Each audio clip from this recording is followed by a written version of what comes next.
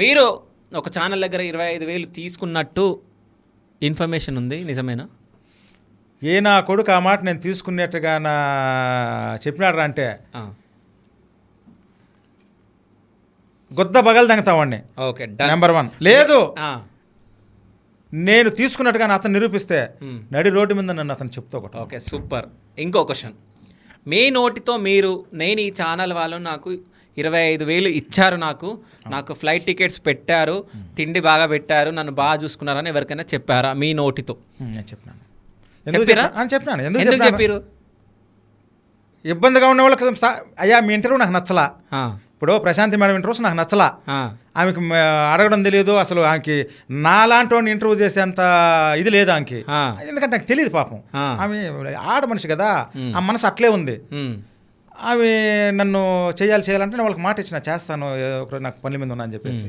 మళ్ళీ ఊరికే ఇబ్బంది పెడతాం, ఎప్పుడు వస్తారు అంటా ఉంటే వరుసగా మా ఇంటికి బాధితులు వస్తూ ఉన్నారు.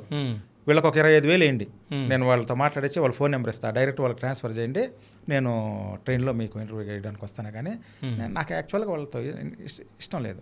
ఇప్పుడు మీరు రమ్మన్నారు, నేను మీకు ఫోన్ చేసిన, నేను మిమ్మల్ని కనీసం ఏమైనా అడిగినానా? ట్రైన్ టికెట్ పెట్టమని అడిగినానా? ఫ్లైట్ టికెట్ పెట్టమని అడిగినా? అది కాదు. ఇప్పుడు ఆ యాంకర్కి మీరు నాకు ఇష్టం లేదయ్యా, నాకు ఇష్టం. ఒక యాంకర్కి వేరే నాకు 25,000 ఇచ్చారని చెప్పారు కదా, అవును, అది నిజమా అబద్ధమా? ఇచ్చినారు, కాబట్టి మీరు కూడా ఇవ్వండి అంటే. ఇచ్చినారా అని అడుగుతున్నా. ఇచ్చినారా? ఎవరు బాధ్యతలకు ఇచ్చినారు, నాకు కాదు. నేను ఇప్పుడు కూడా సరే, నెక్స్ట్ కానీ మీరు కానీ కొంచెం బాగా వచ్చి కానీ నాతో కానీ మీరు ఫ్రెండ్షిప్ చేసినారంటే నేను కోవిడ్ గురించే కాదు, ఏదైనా చేస్తా, నాలెడ్జ్ ఉంచి కొంచెం ఇక్కడ కూడా. సో ఫస్ట్ మీరు పాడ్కాస్ట్ డబ్బులు బాధితుల్ని నేను ఇమ్మని చెప్తా, నాకు కాదు. అయ్యా కూటికి లేని వాళ్ళు ఉన్నారయ్యా, ఈ 10,000 20,000 ఏమవుతుంది? మీకే ఇచ్చిరని చెప్పారంట కదా, బాధితులకు కాదు. ఇచ్చినారా? బాధితులకు ఇచ్చినారు, నాకు కాదు. నేను ₹1 తీసుకోను, డైరెక్ట్గా చెప్తాను కదా, నేను తీసుకున్నట్టుంటే నన్ను